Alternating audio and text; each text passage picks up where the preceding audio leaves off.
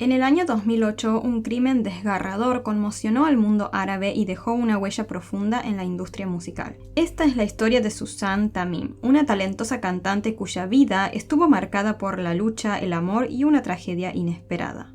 La fama la llevó a convertirse en un ícono, pero también en una víctima. Mi nombre es Desiree y este es el caso de Suzanne Tamim. El día 28 de julio del año 2008, el teléfono celular de Suzanne Tamim sonaba sin respuesta en su departamento. Desde el día anterior, sus seres queridos habían intentado contactarla sin éxito. Preocupados, decidieron llamar a un primo de Suzanne, a quien llamaremos Wael, para que verificara cómo estaba. Cuando Wael llegó al apartamento, encontró efectivamente a Suzanne, pero de una forma en la cual jamás se habría esperado. Suzanne Tamim nació en septiembre del año 1977 en Beirut, Líbano. Creció en un hogar disfuncional, en donde sus padres estaban en constante conflicto. Por lo tanto, después con el tiempo se terminaron divorciando. Luego de esto, Suzanne y su hermano se fueron a vivir con su padre y pasaron a ver muy poco a su madre. Esta ausencia tuvo un impacto profundo en su vida y en el desarrollo emocional de ambos niños. Así que en medio de toda esta turbulencia familiar, la música se convirtió en el refugio de Suzanne. Le gustaba desde el pop hasta la música tradicional. Suzanne encontró en el canto también su razón de ser. Sin embargo, su padre, conservador y protector, tenía otros planes para ella.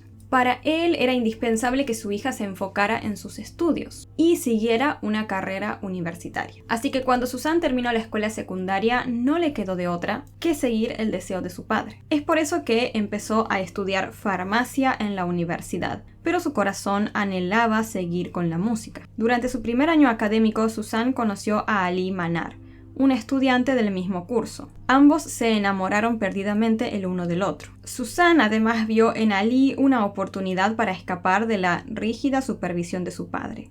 Así que no lo dudó y tomó la decisión de casarse con él. Esto le permitió dejar su hogar, al cual ella consideraba bastante restrictivo. Después de su matrimonio, Suzanne decidió dejar la universidad para perseguir su verdadero sueño, que era ser cantante. En 1996 se inscribió en la famosa competencia musical libanesa llamada Star Academy, un concurso muy similar a The X Factor.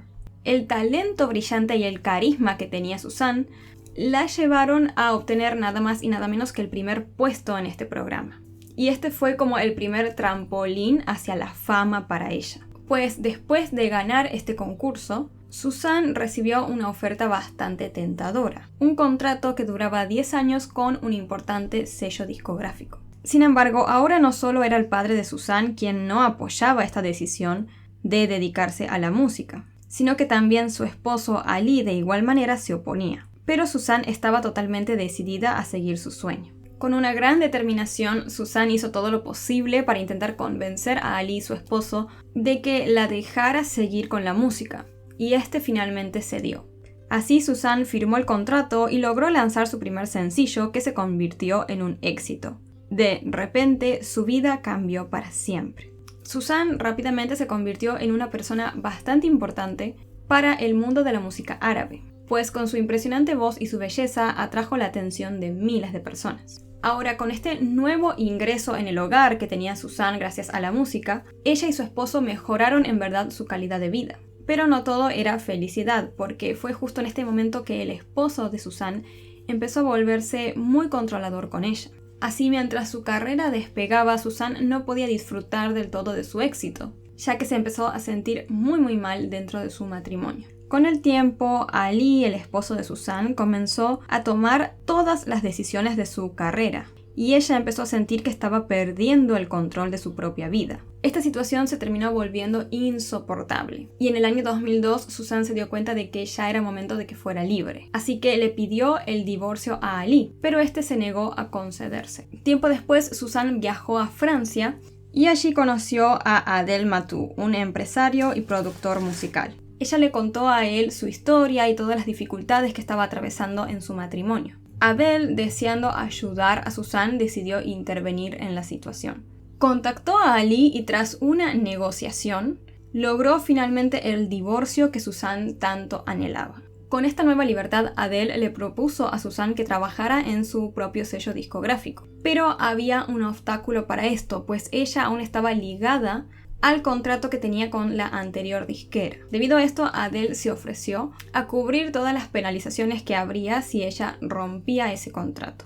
Así que con mucha confianza hacia él, Suzanne aceptó todo lo que le estaba proponiendo Adele y firmó un contrato de 15 años con él. Y poco después, como quizás ya se estarán imaginando, Adele y Suzanne se casaron. Este matrimonio le abrió nuevas puertas a ella, pues Adele no solo apoyaba su carrera, sino que también había hecho que ella pudiera presentarse en un club parisino llamado l'Oscar Élysée. Este es un club muy especial para los músicos en París porque ha sido un lugar clave para la música en vivo durante décadas. En este club, muchos artistas emergentes han tenido la oportunidad de presentarse y darse a conocer. Además, el ambiente íntimo y elegante del lugar permite una conexión cercana entre los músicos y su público. También fue escenario de actuaciones de artistas consagrados, lo que lo convierte en general en un lugar icónico en la escena musical de la ciudad. Con el tiempo, la popularidad de Suzanne creció y comenzó a ampliar su base de fanáticos. Pero también con el pasar de los meses, la relación entre Suzanne y su segundo esposo Adele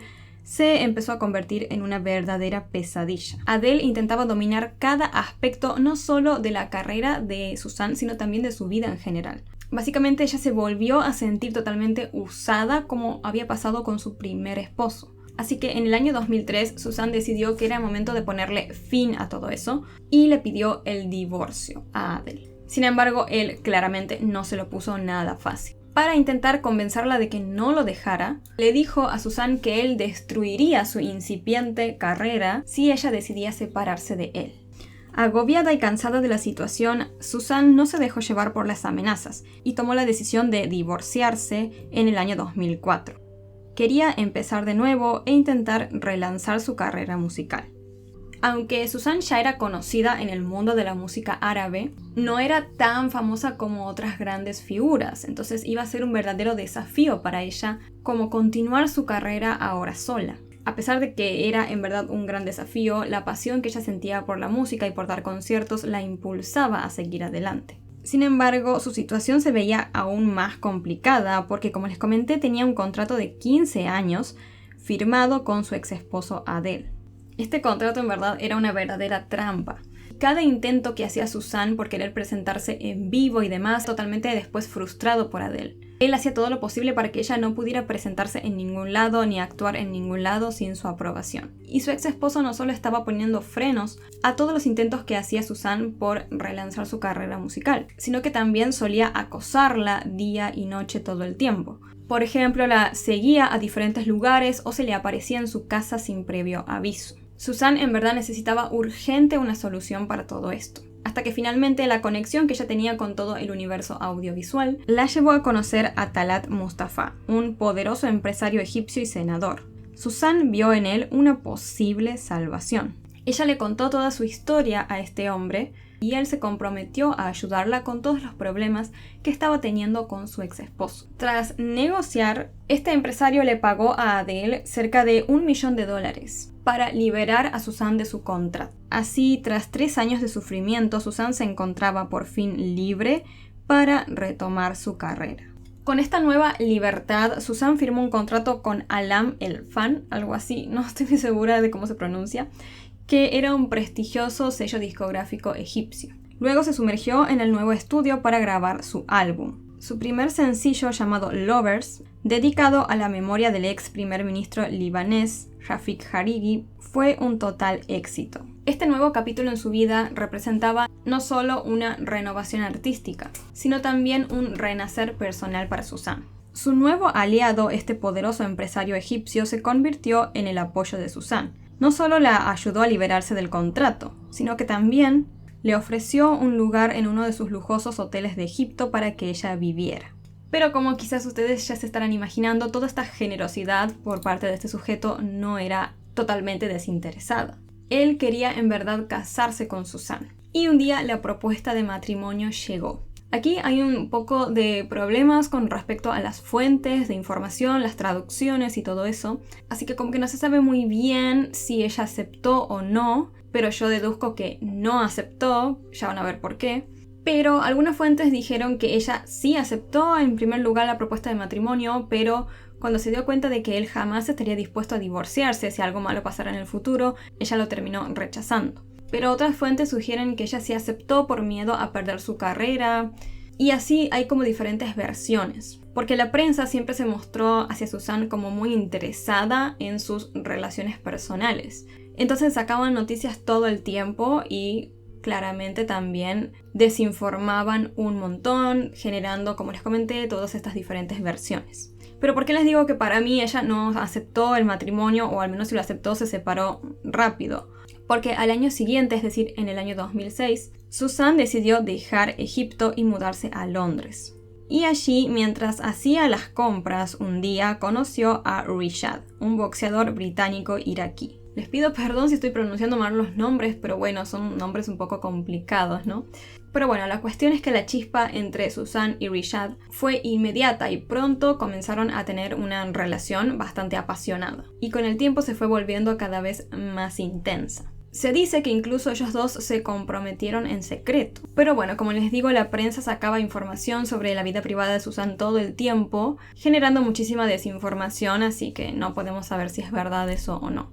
A medida que el tiempo pasaba, la familia de Susan comenzó a notar que ella se iba alejando cada vez más de ellos. Y esto les empezó a llamar bastante la atención porque distinguieron que desde que Susan estaba saliendo con esta nueva persona, había empezado justamente a alejarse de todos. Tras sentir a su hija bastante distante, la madre de Susan decidió viajar a Londres en el año 2007. Y fue ahí cuando descubrió que Rishad había tomado el total control de la vida de Susan. Incluso le impidió a su madre que la viera. Al año siguiente, Susan tomó la decisión de ponerle fin a esta relación, buscando una vez más un nuevo comienzo. En Dubái, Susan se instaló en un lujoso apartamento, rodeada de opulencia. Sin embargo, su vida privada seguía envuelta en escándalos y rumores. La prensa seguía llamándola todo el tiempo para que ella hablara de sus relaciones personales y amorosas, pero nunca le preguntaban por su música. Y Susan ya estaba bastante cansada de que siempre se priorizaran todos sus dramas amorosos en lugar de su carrera artística. Así, Susan llegó a sus 30 años sintiéndose atrapada y desilusionada. Hacía todo lo posible por mantener a flote su carrera, mientras lidiaba con una vida personal bastante inestable. Por aquellos días, durante una tarde calurosa en Dubái, el teléfono de Susan empezó a sonar de forma imparable, pero ella no respondía. Sus familiares, preocupados por no poder contactar a Susan, decidieron llamar a Wael, un primo que vivía en la ciudad.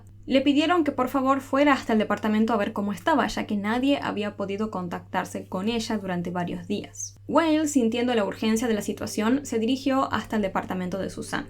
Al abrir la puerta del mismo, lo que encontró fue aterrador. Susan yacía en el suelo, totalmente cubierta de sangre. En ese momento, muy alarmado, Wael llamó a los servicios de emergencia y la policía llegó rápidamente. Los agentes de policía no tardaron en determinar de qué se trataba de un homicidio. La investigación fue asignada a la unidad criminal, que recibió órdenes de actuar con discreción y rapidez. Pues en aquel momento Dubái estaba como en una especie de auge inmobiliario, y cualquier sombra sobre la seguridad de la ciudad podría quizás asustar a los inversores. El informe de la autopsia reveló que Susan había sido apuñalada más de 20 veces, pero no habían señales de abuso sexual. La puerta de su apartamento no mostraba signos de forzamiento, lo que planteó una inquietante pregunta. ¿Conocía Susan a su atacante? ¿Y por qué era esta pregunta específicamente? Porque si alguien desconocido habría entrado a la fuerza al departamento, claramente la entrada se vería forzada, destruida o rota, pero esto no era así. La puerta estaba totalmente intacta. Entonces, lo más probable era que Susan le hubiera abierto a la persona que la atacó de forma intencional, ¿no? Dando a entender que muy probablemente ella lo conocía o la conocía. Para intentar determinar quién era la persona que le había hecho eso tan espantoso a Susan, los investigadores revisaron las cámaras de seguridad del edificio en donde ella vivía y ahí notaron algo inquietante. Un hombre con un bolso que tenía el logo de una agencia inmobiliaria había entrado al edificio aquel día y había salido 20 minutos después, ya sin el bolso y con una ropa diferente. La policía entonces se dispuso a hacer todo lo posible para intentar identificar a este hombre. Entonces procedieron a interrogar a varios vecinos de Susan, pero nadie había visto nada ni había escuchado nada inusual. Entonces la policía contactó a la agencia inmobiliaria cuyo logo aparecía en el bolso del misterioso sujeto. Y así descubrieron que ese hombre no trabajaba allí, algo bastante extraño, y las cosas se pusieron aún más turbias cuando en un armario de incendios dentro del edificio en donde vivía Susan se encontraron varias prendas ensangrentadas. Se llevó a estas prendas de ropa a hacerles un análisis de ADN y se encontraron dos perfiles distintos. Uno le pertenecía efectivamente a Susan y el otro era de un hombre desconocido. La policía después revisó unas grabaciones del aeropuerto de Dubái y así distinguieron a un hombre que coincidía con la descripción del sospechoso que aparecía en las cámaras del edificio de Susan. Las grabaciones mostraban claramente que este misterioso sujeto había tomado un vuelo hacia El Cairo tan solo 2 horas después del crimen. Gracias a los datos proporcionados por la aerolínea, se descubrió que este hombre se llamaba Mohsin al-Soukai. Perdónenme por la pronunciación una vez más. Este hombre era un ex policía egipcio que ahora trabajaba como un agente de seguridad. Con esta nueva información, una semana después de los hechos, la policía logró detener a este sujeto en Egipto. Durante su interrogatorio, Mohsin, le vamos a llamar Mohsin porque siento que es de su nombre lo más fácil dentro de todo de pronunciar, confesó ser el autor del crimen. Y la versión que dio de los hechos fue en verdad escalofriante. Dijo que él había sido contratado por alguien más, por un influyente empresario llamado Mustafa And al-Sukari. Y por si ya se perdieron con los nombres complicados y todo eso, este era el último esposo de Susan, digamos. Este empresario egipcio muy poderoso. Mustafa era conocido por sus estrechos vínculos con la élite política de Egipto. Y él le había dado instrucciones a Mohsin para que se deshiciera de Susan. Como ya sabemos, la relación entre él y Susan había terminado bastante mal. Además, ella al poco tiempo de haberlo dejado había empezado a salir con otro hombre.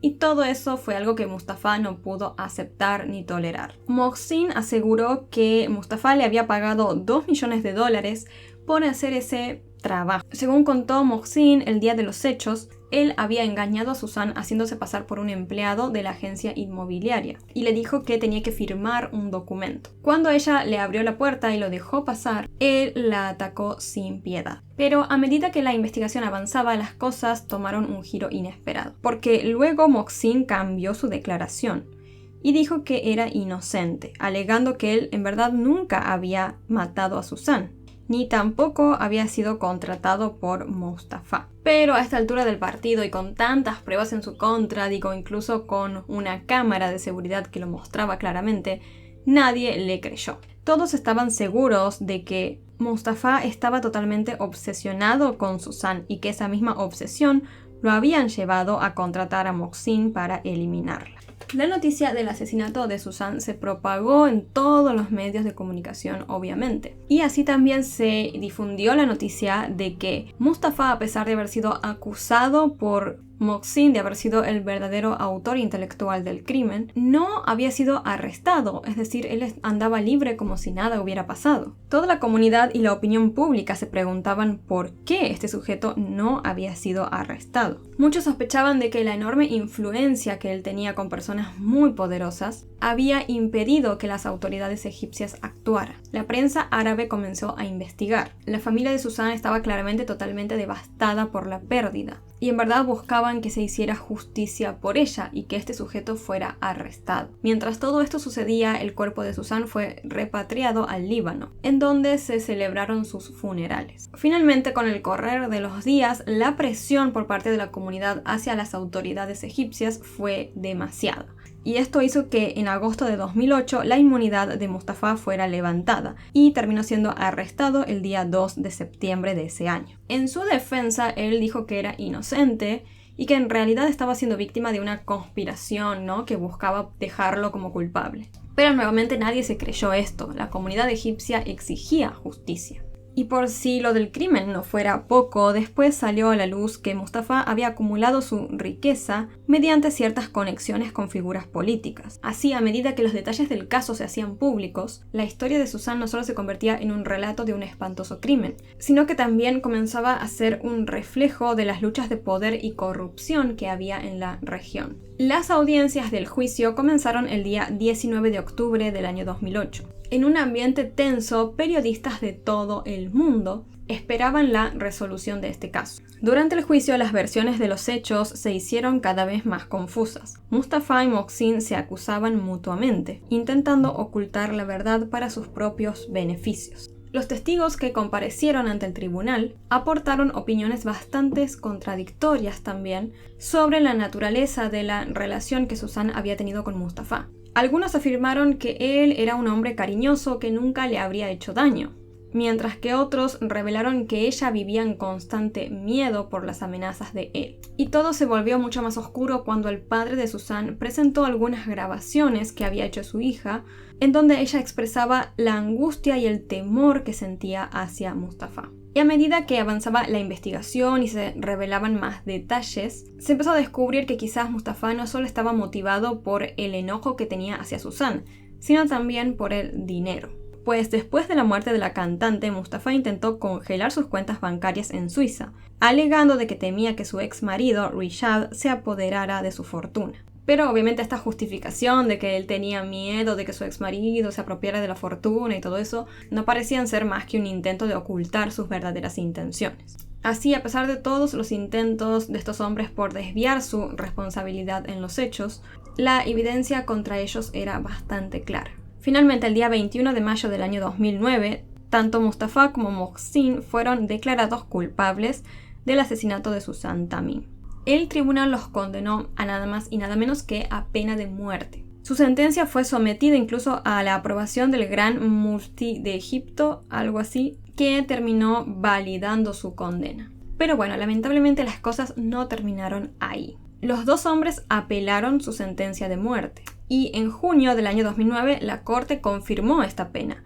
No obstante, el 4 de marzo del año 2010, finalmente la Corte Suprema decidió anular las condenas por un tecnicismo que nunca se llegó a clarificar del todo. Así es, estos dos hombres quedaron básicamente de nuevo sin ninguna condena. Es por eso que un nuevo juicio se llevó a cabo en septiembre del año 2010.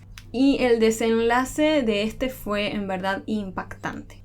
Mustafa fue condenado a 15 años de prisión por haber ordenado el crimen de Suzanne, mientras que Mohsin recibió una condena de 28 años. La diferencia entre las primeras condenas y estas generó una enorme indignación en toda la comunidad.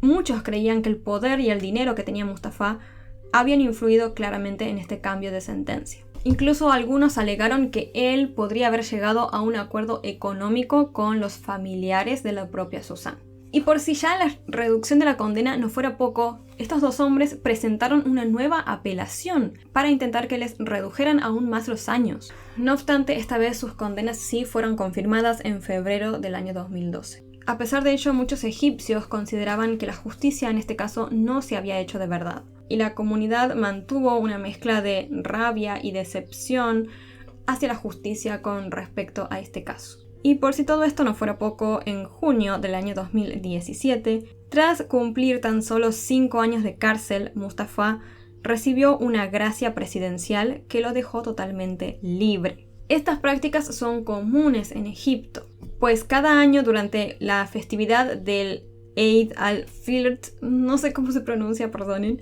el presidente decide concederle la libertad a algunos de los prisioneros. Y así fue como Mustafa regresó a su vida. Retomó sus actividades en el imperio inmobiliario que había construido, como si nada hubiera pasado. Luego, en mayo del año 2020, Mohsin también fue liberado bajo la misma condición. Los amigos de Suzanne la describieron como una persona bondadosa y generosa, alguien que siempre tenía buenas intenciones. Pero esta pureza de corazón también le terminó jugando en contra. A menudo ella se encontró atrapada en relaciones donde el amor y la ambición se mezclaron, llevándola a situaciones peligrosas. Su historia es un claro recordatorio doloroso de cómo la industria del entretenimiento puede ser despiadada y cruel. Mientras exploramos la vida de la cantante, es imposible no reflexionar también sobre el papel del dinero en nuestra sociedad. El dinero puede cambiar a las personas, y a menudo para mal. Cuando alguien alcanza la riqueza, puede sentirse superior, como si tuviera el derecho de poseer a otros. Esta dinámica se repite en muchas historias, y la vida de Susan no es la excepción. Su éxito musical la convirtió en blanco de quienes deseaban sacar provecho de su fama, y eso la llevó a tener consecuencias devastadoras. Susan Tamim no simplemente quería ser famosa, ella quería ser escuchada y apreciada por su talento. Pero en lugar de encontrar ese apoyo que merecía, quedó atrapada en un mundo en donde las verdaderas intenciones quedan ocultas bajo una fachada de amor y admiración. Y también este caso nos demuestra una vez más que el éxito no siempre trae felicidad. La fama puede ser tranquilamente un arma de doble filo. Y las presiones del mundo del espectáculo pueden resultar en verdad abrumadoras. La vida de Susan es un testimonio de que a menudo las personas que se encuentran en la cima pueden ser las más susceptibles a sufrir las caídas más dolorosas. La historia de Susan no solo es un relato de un asesinato brutal, sino un reflejo de cómo la justicia puede ser totalmente manipulada por aquellos con poder. Pues sus verdaderos asesinos quedaron totalmente libres, lo que dejó en toda la comunidad una sensación de falta de justicia. En un mundo donde el poder puede comprar la libertad, entonces, ¿dónde queda la verdadera justicia? Nos podemos preguntar. A pesar de todo, el legado de Susan aún vive en la memoria de todos aquellos quienes sufrieron su pérdida, pero también en quienes disfrutaron de su talento y pasión por la música. Espero les haya resultado de interés esta historia. Es un caso que genera demasiada indignación por cómo terminó, sobre todo porque Susan jamás tuvo la justicia que merecía y, para ser honesta, ya no creo que la tenga. Y lamentablemente demuestra, ¿no?, que las personas con poder, al fin y al cabo, muchas veces sí pueden salirse con la suya. Pueden comprar casi que cualquier cosa en este mundo. Y es en verdad todo muy, muy, muy injusto. Esperemos que Susan pueda tener justicia, pero como les digo, en verdad lo veo bastante difícil que haya algún cambio, ¿no?, en todo esto. Yo digo, el presidente no podía liberar a otros presos porque justamente a ellos, ¿no? Bueno, claramente porque uno de ellos tenía grandes conexiones políticas. Quedaba como casi obvio que lo iban a terminar liberando, lamentablemente. Bueno, como les comenté, espero que esta historia les haya resultado de interés. Como siempre, les van a estar apareciendo por acá videos o listas de reproducción recomendados para ustedes. La única red social que uso que es Facebook. Y también tienen el link a mi botón de donaciones de PayPal en la descripción.